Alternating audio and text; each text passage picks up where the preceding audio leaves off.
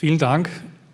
Schon der erste Beitrag, glaube ich, wäre Grund genug, eine Diskussionsrunde zu starten. Wir haben leider keine Zeit und wir machen gleich weiter und versuchen eben die Fragen vielleicht am Abend in einer Panel-Diskussion zu klären. Unsere nächste Vortragende ist Kathrina Dankl.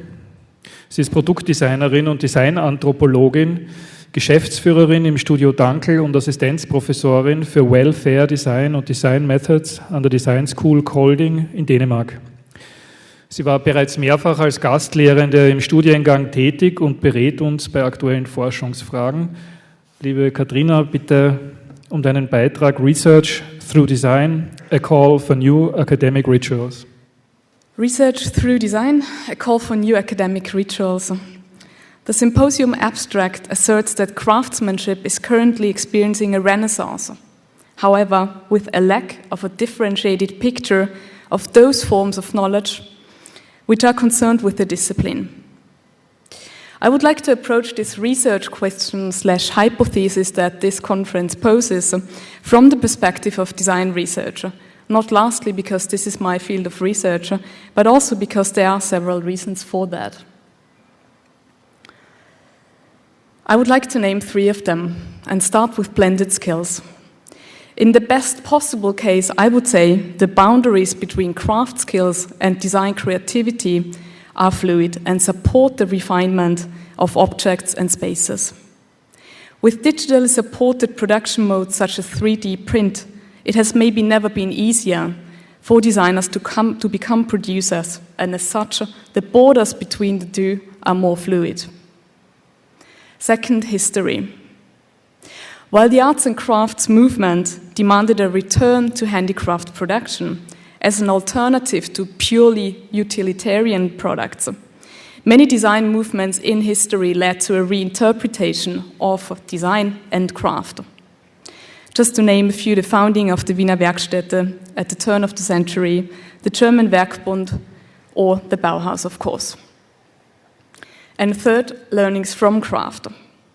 Many aspects that handicraft discusses and addresses naturally: the ability to repair objects, the use of high-quality materials that age well, transparency in production modes, the passing on of objects to the next generation, they form part of a very contemporary discourse.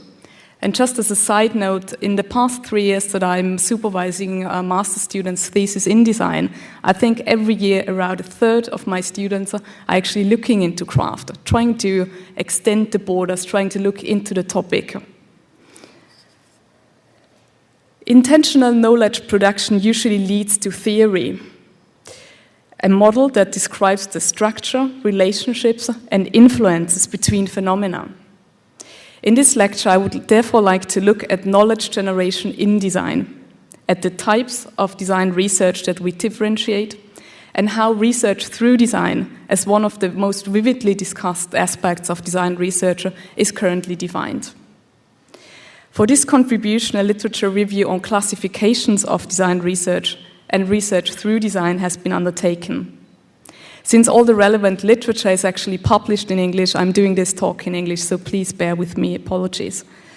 My talk follows the following structure.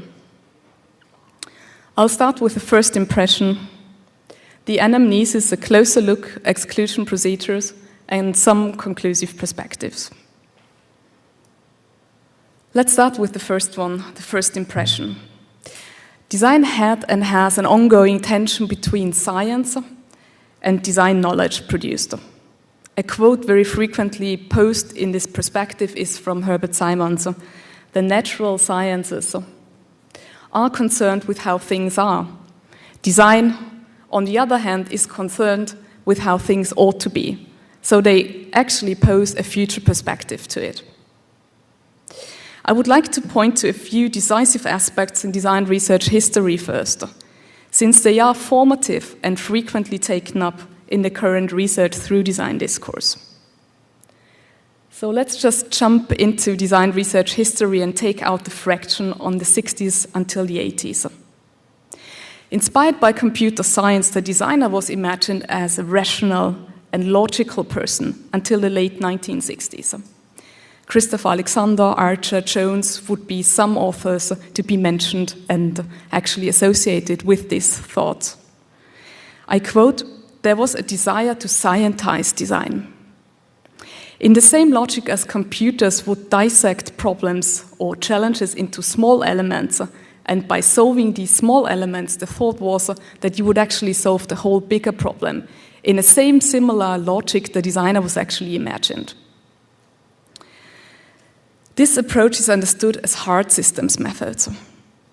Ridley and Weber, on the contrary, argued that designers are much more confronted with complex, interwoven problems, so-called wicked problems, unlike tame and linear ones that science is actually engaging with. Wicked problems, on the contrary, cannot be solved. There can only be the best possible solution for the moment. Donald Schoen described the designer as a reflective practitioner. That was sort of the next step and a very formative design researcher. He asserted that aspects of art and intuition, of logic and science actually came together. It's a bounded rationality that designer represents, and this enables them to work on a structural level. In the 1980s, says Cross, we saw the establishment of design as a coherent discipline of its study, of a study on its own right, based on the view that design has its own things to know and its own way of knowing them. These designerly ways of knowing became also essential for new approaches coming up and called human evolutionary methods. So approaches such as co-creation, co-design, social, inclusion and participatory design, which define design as directed to social ends, aimed at people rather than users. If we assert that design is to produce knowledge, we also must assert what kind of knowledge.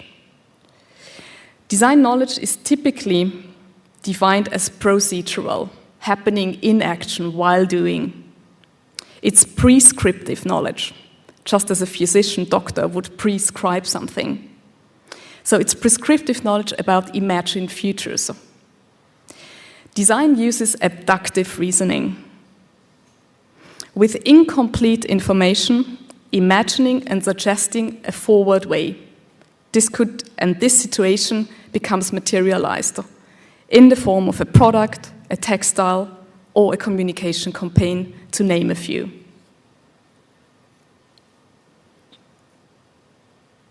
Let's look at the second point, the anamnesis. Based on the literature review, there are different models of design research classifications. Buchanan, Cross, Fallman, Roth, Zimmerman are some to name in this context. But I would like to focus on the maybe most well-known, but I think it's also the most clear one. Christopher Frayling is typically anticipated as an arts-based research pioneer for his 1993 contribution discussing research in art and design. Frayling's three approaches to design research were the following. He talked about research about and on design, for and through design. I would like to focus on each of the three for a few moments. Let's start with the first one, research about and on design. This type of research asks questions such as what is design and what is creativity. It tries to give an understanding of the nature of the human activity of design. A typical example of this kind of research would be the research by, or the studies done by Schoen, which I mentioned earlier. He worked on reflection in and on action. One example that he brought up, and that's why I used this image of the couch and psychoanalysis, he compared the work of psychotherapists with those of designers, arguing that both are actually working with the material of the moment. Psychotherapists with accounts from their clients, for example, and designers with the material they work with. So what they actually do, both of us would actually reflect in and on action, in the moment they're actually working. The second one, research for design. tries to produce theory to be applied in design practice. A very wide range of approaches would actually fall into this area. Theories on product ecologies, presenting a better framework for or understanding of socially embedded product use, for example. Or design implications arising from ethnographic field research. User research that informs design. The legend says, for example, that the green button on a copy machine came from an intervention from an anthropologist. And finally, let's look at research through design.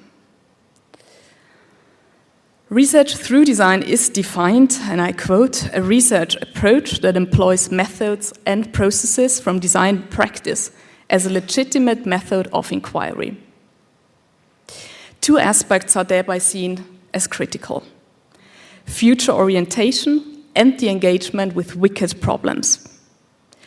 Research through design can result in conceptual frameworks, guiding philosophies for design, new methods, new problem framings for preferred states of the world and new product forms.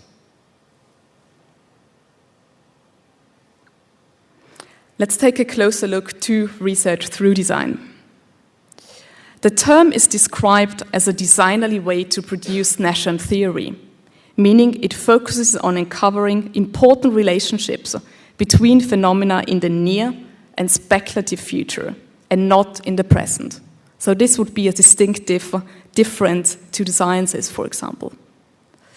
In terms of the background of research through design, a link to Rittel and Weber's concept of the wicked problems are discussed, arguing that research through design is useful for those challenges that cannot be solved with scientific and engineering methodology, but rather requires an optimal solution for the moment, for the current situation, and not a focus on the discovery of truth.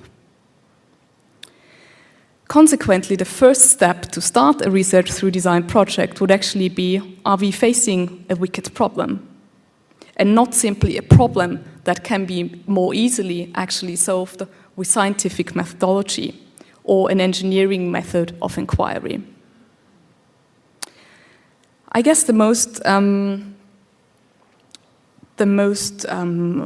relevant aspect is that research through design materializes with experiment at its core. Binder and Brandt, for example, presented a meta-inquiry of design research dissertations. They suggest that although the product's genealogy, their programs and questions were very different. For example, some of the researchers were looking for a new genre, a new product typology, or a reflection on the design process to come up with new methods. But all worked at the core of their research with designerly experiments. I would like to do a tangible example together with you, sort of like a thought experiment. This symposium asked the question, what kind of knowledge is associated with handicraft? What would that question mean if we set up a research through design project together? Let's talk about these three aspects that are associated as the key aspects for research through design. Is this research question future-oriented? I would say yes, if we connected with a preferred state. If we went from what knowledge is at the moment connected with handicraft to how do we learn collectively?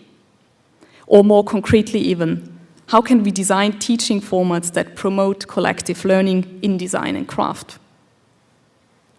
The second point, is it a wicked problem which requires an optimal solution rather than focusing on the discovery of truth? If we change the perspective from examining the status quo to future learning, I would again say yes. Learning in design is indeed wicked because it changes with individual briefs, with students' cultural backgrounds, the learners' and teachers' capabilities. And third, does it employ methods and processes from design practice as a legitimate method of inquiry? Again, we could say yes if the study would not predominantly would not be predominantly based on, for example, questionnaires or interviews, but used methods from design. These could be working along with the master or actually designing, producing together. This, and I quote again, this reflection in and on action together would ideally lead to new forms of collective learning. Some exclusion procedures, because one aspect is specifically interesting in this context. What is the difference between design practice and design research then, if we use design methods? Zimmermann et al. Present a set of criteria on what grounds research through design could be evaluated. And he actually names 4 aspects. The reproduction should be possible, meaning the researchers argue that process is crucial and needs to provide enough detail that it can be reproduced and gives an example why specific methods have been employed. Secondly, they assert the contribution has to be a significant invention, something new. Thirdly, the benchmark for a new design should be its relevance. Relevance can be articulated by describing the preferred state that I mentioned earlier. What is the vision actually, the prescribed outcome, the imagined outcome? The specific design attempts to achieve, including a promise for a positive impact for the community. And as a 4th criteria, successful research through design should enable extensibility. We are standing on the shoulders of other people's knowledge. It should enable the research community to build upon resulting outcomes, to leverage the knowledge by employing it in future design problems. And I'm coming to my conclusive perspectives, to the last point. This paper asserts that the nature of research through design has deeper implications for the dissemination of knowledge, be it in teaching, in academic journals, or conferences. How do we communicate what we learn? How do we communicate it to other people, in venues, in papers? For a form of research that continually challenges the status quo of thinking, generative formats adequate for this pursuit are required. This paper therefore calls for new rituals in academia associated with research through design. I would like to briefly use the 2 mentioned formats for some future perspectives. 1, academic papers and symposia. And I'm using this image of the design journal as sort of one example, but you could name many of the peer-reviewed journals for that. Publications in peer-reviewed journals allow for very little variation in terms of typography, layout, or visualizations. The fact that academic papers do not use communication and information design knowledge to better convey its content strikes irritating for a discipline with an inherent focus on usability, human-centeredness, and aesthetics. This paper therefore suggests formats that bridge traditional, very visual design journals with design theory journals, seemingly ignoring communication design knowledge. And secondly, conferences and symposia. At the core of contemporary design approaches is a call for processes, including design partners, a focus on sustainability, purposeful practice, and a transfer of design skills to a wider community of design partners. Design research conferences and symposia follow a similar pattern, though. That's at least my experience of participating in design conferences. There are keynotes, there are paper presentations, sometimes workshops with a more interactive format. Although conferences are situated around the globe, design researchers get on the train, get on the airplane, fly around the globe, get together. This format is hardly change or interact with local contexts. A greater correspondence between contemporary design themes and conference formats could lead to more relevant, open, experimental, and not lastly designerly contributions to knowledge. So I'm arguing that in light of the current research through design that argues for new kind of knowledge, academic rituals could and should be reinterpreted, leading to new formats supporting new ways of doing and making in design research, and ideally contributing to a new canon of the discipline. Thank you very much.